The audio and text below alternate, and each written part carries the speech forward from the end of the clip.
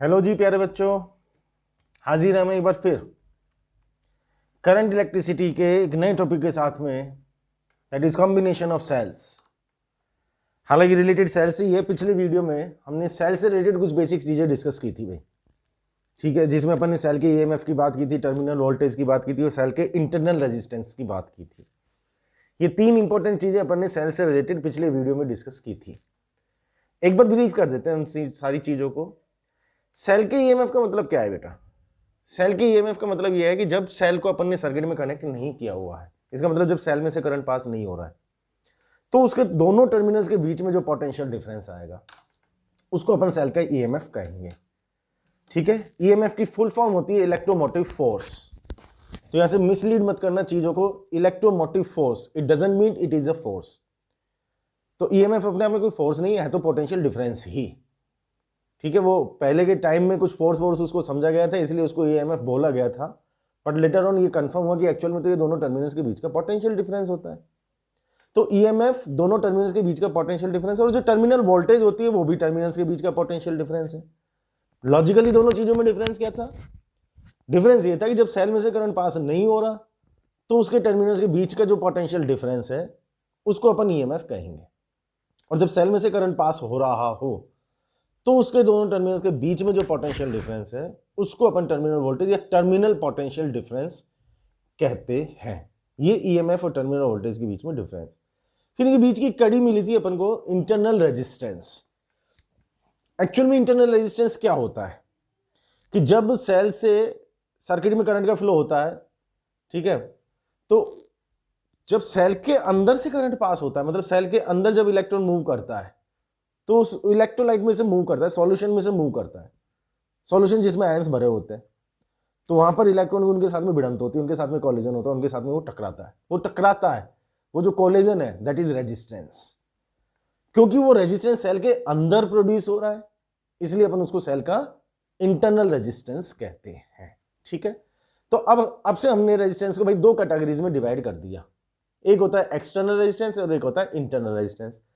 External resistance वो जो circuit में हमने हमारी तरफ से कनेक्ट किया है वो हमारा एक्सटर्नल रेजिस्टेंस, और सेल के अंदर का जो रेजिस्टेंस होता है उसको अपन कहते हैं इंटरनल रेजिस्टेंस। ठीक, फिर अपन इन तीनों के बीच में एक रिलेशन भी बनाया था। सेल के डिस्चार्जिंग वाला केस अगर हो, मतलब सेल से करंट का फ्लो हो रहा हो, तो लिखा था V equals to E minus I R, लिखा था ना, V equals to E minus I R. और सेल के चार्जिंग वाला केस अगर है तो हमने लिखा था V equals to E plus I R. तो यहां से अपन को एक शिक्षा मिली कि भाई जो टर्मिनल वोल्टेज है वो ईएमएफ से कम भी हो सकती है और ज्यादा भी हो सकती है। सेल के डिस्चार्जिंग का केस है तो टर्मिनल वोल्टेज ईएमएफ से कम है, और सेल के चार्जिंग का केस है तो टर्मिनल वोल्टेज ईएमएफ से ज्यादा है। तो दोनों चीजें पॉसिबल है। ठीक है, अच्छा, एक आइडियल सेल की या आइडियल बैटरी की बात और कर सकते हैं। आइडियल सेल या बैटरी जिसका इंटरनल रेजिस्टेंस जीरो, एक्चुअल में होता नहीं है लेकिन हमने कहा कि इंटरनल रेजिस्टेंस जीरो। सोचो इंटरनल रेजिस्टेंस अगर जीरो हुआ तो डिस्चार्जिंग या चार्जिंग कोई सा वाला केस भी ले लो, जैसे हमने कहा V equals to E minus I R, discharging वाला केस ले लिया। अब आइडियल सेल अगर हुआ तो इंटरनल रेजिस्टेंस जीरो हो गया, इंटरनल रेजिस्टेंस अगर जीरो हो गया तो V इक्वल्स टू E आ गया। अच्छा, चार्जिंग वाला केस होता तो भी V equals to E plus I R. Ideal के लिए याद करते तो R इक्वल्स टू जीरो तो V इक्वल्स टू E। एक आइडियल सेल या बैटरी के लिए बात की जाए तो टर्मिनल वोल्टेज और ईएमएफ इक्वल आते हैं क्योंकि उसका इंटरनल रेजिस्टेंस जीरो होता है। ठीक है बेटा, ये तो हुई सेल के ईएमएफ, टर्मिनल वोल्टेज और इंटरनल रेजिस्टेंस की बात। चलो जी, ये तो हमने लास्ट वीडियो में भी डिस्कस कर लिया था, अभी तो हमने इसको केवल रिवाइज किया है। अब अपन बात करते हैं कॉम्बिनेशन ऑफ सेल्स की। इससे पहले हम combination of resistance, combination of capacitor पढ़ चुके होते हैं। ठीक है, रेजिस्टेंस इसका सीरीज और पैरेलल कॉम्बिनेशन, कैपेसिटर का सीरीज और पैरेलल कॉम्बिनेशन। तो इतना तो अपन को मालूम है कि भाई कॉम्बिनेशन की अगर बात आती है तो दो तरीके के कॉम्बिनेशन चलेंगे, चाहे फिर वो रेजिस्टेंस हो, चाहे वो कैपेसिटर हो, चाहे वो सेल हो। किसी की भी बात हो, दो कॉम्बिनेशन होंगे, एक होगा सीरीज कॉम्बिनेशन और एक होगा पैरेलल कॉम्बिनेशन। पहले अपन सीरीज कॉम्बिनेशन पर बात करें। थोड़ा सा रिकॉल करके देखो बेटा एक बार कि भाई जब हमने रेजिस्टेंसेस का सीरीज कॉम्बिनेशन लिया था तो एक इक्विवेलेंट रेजिस्टेंस निकाला था। ठीक है ना, what is the meaning of that equivalent? ऐसे ही इक्विवेलेंट की बात हम यहां पर भी करने वाले हैं। हमने रेजिस्टेंसेस के सीरीज कॉम्बिनेशन में, हालांकि पैरेलल कॉम्बिनेशन में भी निकाला था, बट अपन सीरीज कॉम्बिनेशन की बात करते हैं अभी, कि रेजिस्टेंसेस के सीरीज कॉम्बिनेशन में इक्विवेलेंट रेजिस्टेंस निकाला। What is meaning of that equivalent? उस इक्विवेलेंट रेजिस्टेंस का मतलब ये होगा कि सारे रेजिस्टेंसेस हटा करके उन सब की जगह एक रेजिस्टेंस हमको लगाना है और उस एक रेजिस्टेंस को भी उतनी ही वोल्ट की बैटरी से कनेक्ट करना है और सर्किट में उतना ही करंट होना चाहिए जितना पहले था। कहने का मतलब इन शॉर्ट हम ऐसा कह सकते हैं कि इक्विवेलेंट रेजिस्टेंस एक ऐसा रेजिस्टेंस हुआ जो सारे रेजिस्टेंसेस को रिप्लेस कर दे और सर्किट का जो करंट है उस पर कोई इफेक्ट नहीं आए सेम वोल्टेज के लिए। ऐसे ही हम यहां पर जब सेल्स के कॉम्बिनेशन की बात करेंगे तो यहां पर भी इक्विवेलेंट की बात करेंगे। अब यहां पर बेटा इक्विवेलेंट दो चीजों का लिया जाएगा, एक तो इक्विवेलेंट ईएमएफ लिया जाएगा और एक इक्विवेलेंट इंटरनल रेजिस्टेंस लिया जाएगा, क्योंकि सेल का कुछ ईएमएफ भी होता है और सेल का इंटरनल रेजिस्टेंस भी होता है। तो यहां पर दो इक्विवेलेंट अपन को कैलकुलेट करना है, इक्विवेलेंट ईएमएफ कैलकुलेट करना है और इक्विवेलेंट इंटरनल रेजिस्टेंस कैलकुलेट करना है। चलो जी ट्राई करके देखते हैं। मान लो जी दो सेल लिए हमने, एक सेल ये ले लिया, एक लाइन में लगा दिया दोनों को, ये दो सेल का सीरीज कॉम्बिनेशन बन गया, पॉजिटिव नेगेटिव पॉजिटिव नेगेटिव। इसका ईएमएफ E1 मान लो, इसका ईएमएफ E2 मान लो, इंटरनल रेजिस्टेंस R1 और R2 मान लो। ये हमारा पॉइंट हो गया A, ये हमारा पॉइंट हो गया B। अब अगर मैं इसका इक्विवेलेंट सर्किट बनाना चाहूं, इक्विवेलेंट क्या बनेगा? इक्विवेलेंट बनेगा साहब A और B के बीच में एक ही सेल कनेक्ट करो, A और B के बीच में एक सेल कनेक्ट करो, ईएमएफ E मान लो, इंटरनल रेजिस्टेंस R मान लो। तो ये जो ईएमएफ है इसको हम कहेंगे इक्विवेलेंट या नेट ईएमएफ, और ये जो आ रहा है इसको अपन कहेंगे इक्विवेलेंट इंटरनल रेजिस्टेंस। ठीक है साहब। अब हमको ये इक्विवेलेंट कैलकुलेट करना है। कैलकुलेट कैसे करें? तरीके तो दो तीन हो सकते हैं, बहुत सिंपल से तरीके से मैं बात करता हूँ आपसे। भाई A और B के बीच में एक C पॉइंट कंसीडर कर लो। दो मेथड से बताऊंगा मैं आपको। A और B के बीच में एक C पॉइंट कंसीडर कर लो, ठीक है। अब हम A और C के बीच में पोटेंशियल डिफरेंस लिखते हैं। अच्छा, इसमें करंट का फ्लो किस तरीके से होगा? अभी ध्यान से देखना, मैंने सीरीज कॉम्बिनेशन में कैसे कनेक्ट किया है कि पहले के नेगेटिव को दूसरे के पॉजिटिव से कनेक्ट किया हुआ है। आगे इसी में एक केस और अपन ले लेंगे जिसमें पोलैरिटी को इंटरचेंज कर देंगे। अभी मैंने नेगेटिव को पॉजिटिव से कनेक्ट किया, आगे मैं नेगेटिव को नेगेटिव से कनेक्ट कर दूंगा। कोई खास बात नहीं है, चीज को समझ लेते हैं एक बार। A और C के बीच में पोटेंशियल डिफरेंस लगाएं तो करंट का फ्लो कुछ इस तरह से होगा, इस तरह से सर्किट में करंट चलेगा। ठीक है भाई वो कह रहा है एक्चुअल में कोई एक्सटर्नल रेजिस्टेंस वगैरह भी कनेक्ट हो रहा होगा तो ऐसे सर्किट में करंट घूम रहा होगा। इस AB ब्रांच में अगर अपन बात करें तो करंट का डायरेक्शन कुछ इस तरीके से आ गया। हमने साहब A और C के बीच में पोटेंशियल डिफरेंस लिखो, तो लिखा VA minus VC that is equals to E1 minus IR1। सोचो बेटा ये बात किस तरीके से लिखी गई होगी, याद करो। हमने ये एक सेल लिया, उसका ईएमएफ E है, इंटरनल रेजिस्टेंस R है, A और B के बीच का पोटेंशियल डिफरेंस, ध्यान से देखो तो A और B के बीच का जो पोटेंशियल डिफरेंस है वो टर्मिनल वोल्टेज ही तो है। तो हम क्या लिखेंगे? Terminal voltage V equals to E minus IR। यही मैंने यहां पर अप्लाई किया है बेटा। A और C के बीच का पोटेंशियल डिफरेंस आ गया VA minus VC equals to E1 minus IR1। ठीक है। अब दूसरे सेल के लिए बात करते हैं हम। C और B के बीच में पोटेंशियल डिफरेंस की बात करें तो VC minus VB equals to क्या लिखना चाहिए? E2 minus IR2। So this is equation number 1 and this is equation number 2। अच्छा, करंट दोनों में सेम है क्योंकि सीरीज कॉम्बिनेशन है, तो पहले सेल में जितना करंट होगा दूसरे सेल में भी उतना ही करंट होगा। ये दो इक्वेशन हमको मिल गया। हमको A और B के बीच का पोटेंशियल डिफरेंस चाहिए भाई। तो हमने क्या किया? दोनों इक्वेशंस को ऐड कर दिया। दोनों इक्वेशंस को ऐड कर देंगे तो लेफ्ट हैंड साइड में क्या आ जाएगा? VA minus VB equals to right hand side में क्या आ जाएगा? E1 प्लस E2 और माइनस I को कॉमन ले लिया, ब्रैकेट में R1 प्लस R2। ठीक, मान लो ये इक्वेशन नंबर 3 हमारे पास में आ गया। A और B के बीच का पोटेंशियल डिफरेंस आ गया जिसको हमने नाम दे दिया है V। So V equals to E1 plus E2 minus I bracket में R1 प्लस R2। अब जरा इस इक्विवेलेंट की कहानी भी देख लो साहब। इक्विवेलेंट का मतलब क्या हुआ? जब मैंने इन दोनों सेल का सीरीज कॉम्बिनेशन लिया तो मुझे करंट कितना मिल रहा है? I। तो इक्विवेलेंट की बात करूंगा तो उसमें भी करंट कितना होना चाहिए? I। अब A और B के बीच में यहां पर पोटेंशियल डिफरेंस लिखें तो क्या लिखेंगे? V equals to E minus IR. Is that clear? Say equation number 4. 3 और 4 को कंपेयर कर लो। 3 और 4, इक्वेशन नंबर 3 और 4 को कंपेयर करें तो E कितना आ गया, मतलब इक्विवेलेंट या नेट ईएमएफ कितना आ गया, E equals to E1 plus E2 आ गया भाई। ये हमारे पास में नेट ईएमएफ आ गया सीरीज कॉम्बिनेशन में। कंपेयर करें तो R इक्वल्स टू क्या आ गया बेटा, R equals to R1 plus R2, equivalent internal resistance. अच्छा, चीज थोड़ी सी जस्टिफाई हो भी रही है। कैसे हो रही है? केवल रेजिस्टेंस को देखो, ये R1 और R2 सीरीज में है क्या? सीरीज में तो इक्विवेलेंट रेजिस्टेंस क्या आना चाहिए, R1 प्लस R2 आ भी रहा है, तो कहीं ना कहीं चीज जस्टिफाई भी हो रही है, हम सही कह रहे हैं। ठीक है, चलो हमें यहाँ से ज्ञान क्या मिला कि दो सेल अगर अपन ने सीरीज में लगा दिए, ईएमएफ उनके E1 और E2 है, तो net EMF E1 plus E2 आएगा, बशर्ते एक का नेगेटिव टर्मिनल दूसरे के पॉजिटिव टर्मिनल से कनेक्ट होना चाहिए। ठीक है, यस और नो? यस। अच्छा, अब इसी बात को अपन एक दूसरे तरीके से भी लिख सकते हैं, आपको जो तरीका बढ़िया लगे वो काम में लेना।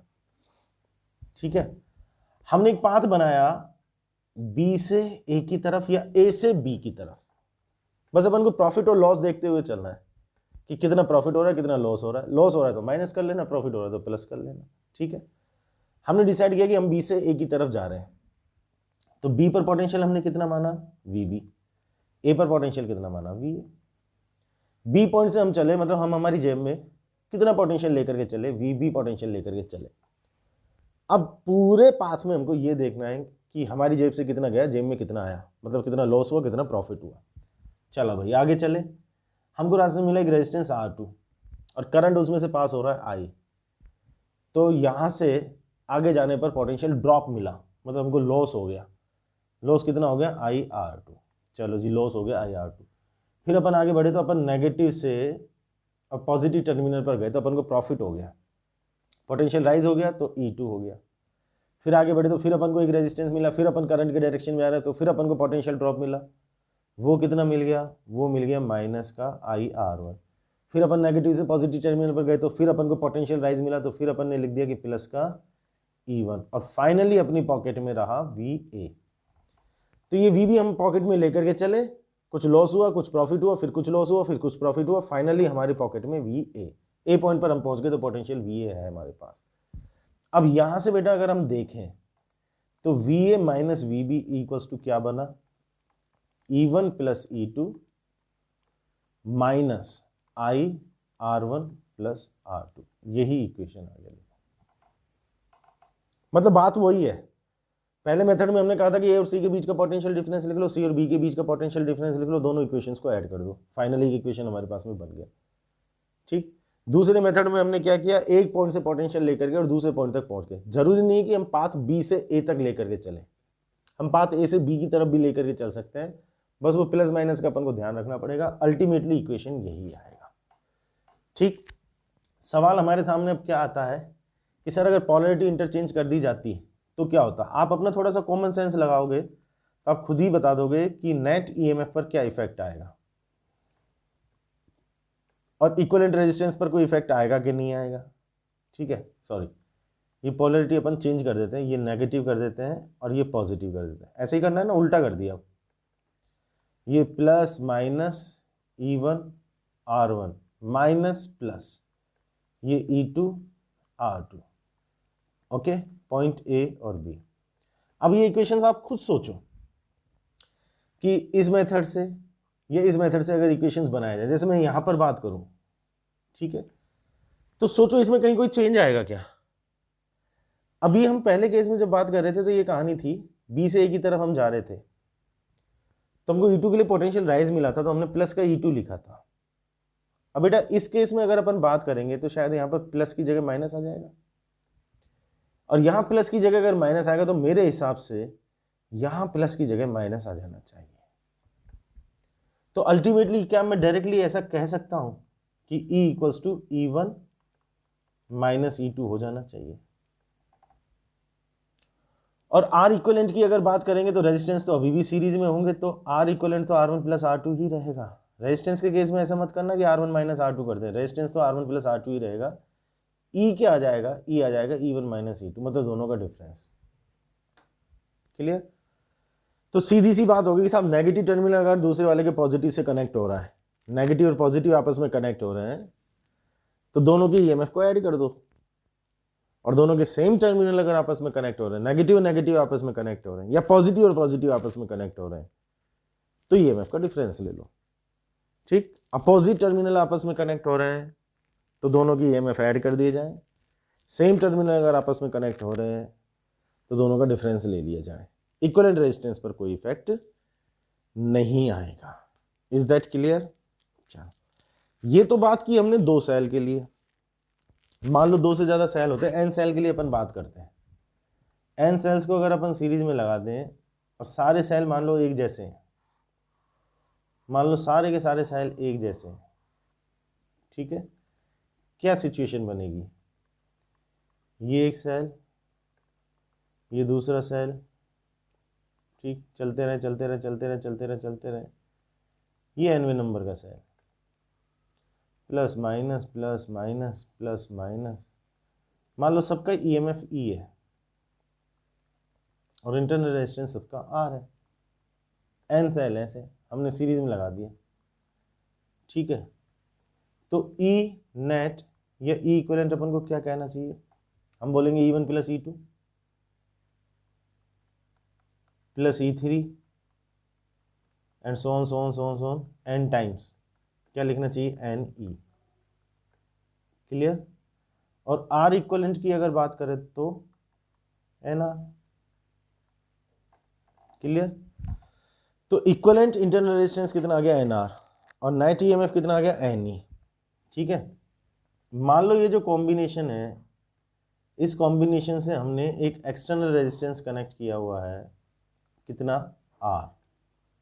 अब मैं कहता हूं कि सर्किट में करंट बताओ कितना। तो सर्किट में करंट के लिए एक बेसिक एक्सप्रेशन है। बेसिक एक्सप्रेशन क्या है कि नेट ईएमएफ देख लो सर्किट का कितना है, और इक्विवेलेंट रेजिस्टेंस देख लो सर्किट का कितना है, बस। ये एक बेसिक फॉर्मूला हुआ किसी भी सर्किट में करंट को कैलकुलेट करने के लिए। सर्किट का नेट ईएमएफ ऊपर लिख लो और इक्विवेलेंट रेजिस्टेंस नीचे लिख लो, तो I इक्वल्स टू, अब नेट ईएमएफ कितना आ गया? एन ई, और इक्विवेलेंट रेजिस्टेंस कितना आ गया? इंटरनल रेजिस्टेंस की बात करोगे तो एन आर, उसके सीरीज में एक एक्सटर्नल रेजिस्टेंस कैपिटल आर और है, तो हम लिख देंगे n R plus capital R. ठीक है भाई, ये हमारे सर्किट में करंट हो गया। ईएमएफ आर इंटरनल रेजिस्टेंस के एन सेल अगर सीरीज में लगे हैं और एक एक्सटर्नल रेजिस्टेंस कैपिटल आर लगा हुआ है, तो सर्किट में जो करंट आएगा वो N E upon N R plus R आएगा। Is that clear to everybody? 100% तरीके से। ये हुई हमारे सीरीज कॉम्बिनेशन की बात। ठीक, उसके बाद में फिर अपन बात करते हैं पैरेलल कॉम्बिनेशन पर। पैरेलल कॉम्बिनेशन हम समझते तो हैं ही, क्योंकि रेजिस्टेंसेज और कैपेसिटर का पैरेलल कॉम्बिनेशन तो पड़ा ही है। अब हमने 2 सेल ले लिए और 2 सेल का पैरेलल कॉम्बिनेशन ले लेते हैं भाई। ये 2 सेल, ठीक है, ऐसे हमने दोनों को पैरेलल में कनेक्ट कर दिया। मान लो यहाँ पर कोई एक्सटर्नल रेजिस्टेंस लगा हुआ है are, plus minus EMF E1 और E2, रेजिस्टेंस R1 और R2। ठीक, अब यहाँ पर भी नेट ईएमएफ निकालना है कितना है, और आर इक्विवेलेंट निकालना है। मान लो इधर से करंट आ रहा है I1 और इधर से करंट आ रहा है I2, और यहाँ से जो टोटल करंट निकल रहा है वो I। अब अगर मैं इसका इक्विवेलेंट ड्रॉ करूँ तो इक्विवेलेंट क्या ड्रॉ होगा? ये ए पॉइंट, ये बी पॉइंट। तो हम कहेंगे बेटा ए और बी के बीच में एक सेल कनेक्ट करो, उसका internal resistance, external resistance R, यहाँ आई करंट था तो यहाँ भी आई करंट होना चाहिए। ये आ गया ई और ये आ गया आर, तो हमको ई और आर चाहिए। ठीक है, चलो ए और बी के बीच का जो पोटेंशियल डिफरेंस है उसको वी मान लेते हैं। क्या मान लेते हैं? वी। पहले इस सेल के लिए अगर हम बात करें तो ध्यान से देखना मैं क्या लिख रहा हूँ। ए और बी के बीच का पोटेंशियल डिफरेंस मतलब terminal voltage V equals to E1 minus I1 R1। Is that clear? यहां से I1 इक्वल्स टू क्या लिखेंगे, E1 minus V upon R1। ठीक है बेटा। इसी तरह से दूसरे सेल के लिए हम बात करते हैं। दूसरे सेल के लिए बात करेंगे तो V equals to E2 minus I2 R2, तो I2 equals to E2 minus V upon R2। ठीक। टोटल करंट कितना लिखेंगे, I equals to I1 plus I2। तो I इक्वल्स टू I1 को कहा E1 minus V upon R1 plus I2 को कहा E2 minus V upon R2।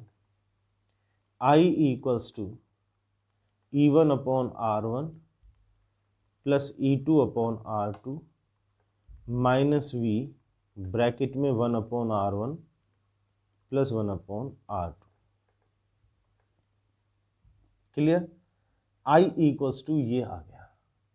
Okay, चल एक इक्वेशन हमारे पास में अब ये बन गया। अब इस इक्विवेलेंट सर्किट पर अगर हम बात करें तो ए और बी के बीच का potential difference V equals to E minus I R. कुछ इसी इक्वेशन की फॉर्म में लिखने की कोशिश करते हैं। तो I equals to E minus V, okay, upon R upon R. Clear है बेटा? बेटा ये वाला इक्वेशन और ये वाला इक्वेशन, कुछ नंबर दे दो इनको, ये नंबर 1 और नंबर 2। बहुत ध्यान से अगर हम इन दोनों इक्वेशंस को कंपेयर करें तो देखो माइनस वी के साथ में ये है और यहाँ माइनस वी के साथ में 1 अपॉन आर है। तो कंपेयर करके हम कह सकते हैं 1 upon R equals to 1 upon R1 plus 1 upon R2। ये बात तो जस्टिफाई हो भी रही है कि R1 और R2 एक दूसरे के पैरेलल में, तो इनका इक्विवेलेंट कितना आएगा, 1 upon R equals to 1 upon R1 plus 1 upon R2। तो ये चीज़ आ गई हमारे पास। ठीक। और ये वाली जो टर्म है, ध्यान से देखना है, क्या ये इसके इक्वल है? इक्वल है तो क्या हम ऐसा कह सकते हैं कि E upon R equals to E1 upon R1 plus E2 upon R2। ठीक। अब E 1 अपॉन R को मैंने लिखा 1 upon R1 plus 1 upon R2 equals to E1 R2 plus E2 R1 upon R1 R2 आ गया LCM। और solve कर लेते हैं। E ब्रैकेट में LCM हमने ले लिया तो R1 plus R2 upon R1 R2 that is equals to E1 R2 plus E2 R1 upon R1 R2, ये कैंसिल हो गया। तो E इक्वल्स टू क्या मिला E1 R2 plus E2 R1 upon R1 plus R2। ये हमारे पास में net EMF आ गया पैरेलल कॉम्बिनेशन का। और R क्या आ गया हमारे पास में, R1 R2 upon R1 plus R2। ये हमारे पास में इक्वलेंट इंटरनल रेजिस्टेंस आ गया और ये नेट EMF या इक्वलेंट EMF आ गया। तो E1 E2 EMF, R1 R2 internal resistance, ऐसे दो सेल अगर पैरेलल में है तो बेटा नेट EMF हम क्या लिखेंगे, E1 R2 plus E2 R1, है ना, 1 के साथ 2, 2 के साथ 1, E1 R2 plus E2 R1 upon R1 plus R2 parallel combination. ठीक है। इसमें भी हम वही केस लेकर के चल लेते हैं कि भाई सारे सेल अगर एक जैसे हैं तो फिर क्या कहानी बनेगी। सोचो अगर हम n सेल्स का कॉम्बिनेशन ले लें, n सेल्स का कॉम्बिनेशन ले लें तो फिर क्या कहानी बनेगी, वो चीज़ अपन को चेक करनी है। अगर हम n सेल ले लें, हर एक सेल का EMF E है, इंटरनल रेजिस्टेंस R है। तो पहले तो ये बताओ कि ई नेट या ई इक्वलेंट कितना आएगा। कॉमन सेंस लगाना थोड़ा सा, हालांकि आप पूरा भी सॉल्व करके निकाल सकते हो, बट पूरा सॉल्व करने के बजाय आप कॉमन सेंस लगा लो। आप दो सेल के लिए बात करो, मान लो बेटा इसका ईएमएफ ई है, इसका ईएमएफ भी ई है, इसका रेजिस्टेंस आर है, इसका रेजिस्टेंस आर है, तो आप बताओ ई नेट कितना आएगा। ई नेट या ई जो भी आप उसको नाम देना चाहो, ई नेट कितना आएगा। यहाँ से चेक करें, E1 मतलब ई, R2 मतलब आर प्लस ई आर, ये भी ई आर अपॉन में आर प्लस आर, तो 2ER अपॉन में 2R से 2R हो गया कैंसिल, ई आ गया। क्या शिक्षा मिली? दोनों सेल अगर एक जैसे हैं और पैरेलल में लगे हुए हैं तो नेट ईएमएफ कितना आएगा, उतने ही आएगा जितना किसी एक सेल का ई। 3 सेल होते हैं तो भी ई आता। मैंने बोला कि n सेल है और सारे के सारे एक जैसे हैं और सबको पैरेलल में लगा दिया, तो ई नेट कितना आ जाएगा, ई। अच्छा, आर इक्वलेंट कितना आ जाएगा, ये तो रेजिस्टेंसेस का पैरेलल कॉम्बिनेशन हो गया भाई, तो ये हो जाएगा आर अपॉन एन। अब मैं आपको एक सिचुएशन देता हूँ, उस सिचुएशन को देखना ध्यान से और एक्सप्रेशन बताना करंट के लिए। करंट के लिए एक बेसिक एक्सप्रेशन मैं आपको बता चुका हूँ कि net EMF upon equivalent resistance. ठीक है साहब, अब मैं आपको ये सिचुएशन दे रहा हूँ कि ये सेल लगाया, ये सेल लगाया, ठीक, ये सेल लगाया एंड सो ऑन, चलता जा रहा है भाई, ये चलता जा रहा है। सबका ईएमएफ ई है, इंटरनल रेजिस्टेंस सबका आर है, और इस पैरेलल कॉम्बिनेशन से एक एक्सटर्नल रेजिस्टेंस आर कनेक्ट कर दिया हमने। आई बोलो कितना, बेसिक एक्सप्रेशन लगाओ, net EMF upon R equivalent. Net EMF कितना लिखोगे, सारे सेल एक जैसे हैं पैरेलल में, तो नेट ईएमएफ ई आएगा, एन ई नहीं ई आएगा सर, ये भी अपन प्रूव कर चुके हैं। अपॉन में इक्वलेंट इंटरनल रेजिस्टेंस कितना लिखोगे, आर अपॉन एन, और उसके सीरीज में आएगा ये रेजिस्टेंस, तो प्लस में R. So I is equals to n E upon R plus n R. अब करंट ये कहा जाएगा सर पैरेलल कॉम्बिनेशन में। याद करो सीरीज कॉम्बिनेशन में शायद एन स्मॉल आर के साथ में था, कैपिटल आर अकेला था, बट पैरेलल कॉम्बिनेशन में एन कैपिटल आर प्लस में स्मॉल आर, ये करंट की वैल्यू आ जाएगी पैरेलल कॉम्बिनेशन में। ठीक है, एक्चुअल में ये जो सीरीज पैरेलल कॉम्बिनेशन बेटा सेल्स का अपन डिस्कस कर रहे हैं, ये हमारे क्वेश्चंस को सॉल्व करने में हमारी हेल्प करता है। जैसे मैंने आपको बताया हुआ है पहले कि भाई किरचॉफ से तो आप कितना भी कॉम्प्लिकेटेड सर्किट या नेटवर्क इजीली सॉल्व कर ही सकते हो, किरचॉफ से तो सॉल्व हो ही जाएगा।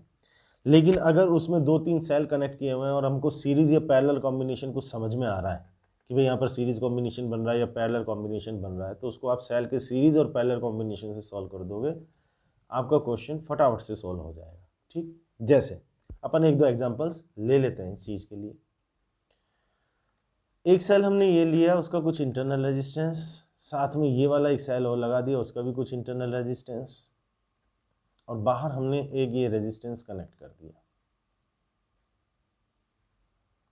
मान लो ये है 10 वोल्ट का, ठीक, ये है 5 वोल्ट का, इंटरनल रेजिस्टेंस 1 ओम, ये भी 1 ओम, ओके, और ये जो हम ले रहे हैं ये मान लो 4 ओम का एक्सटर्नल रेजिस्टेंस है।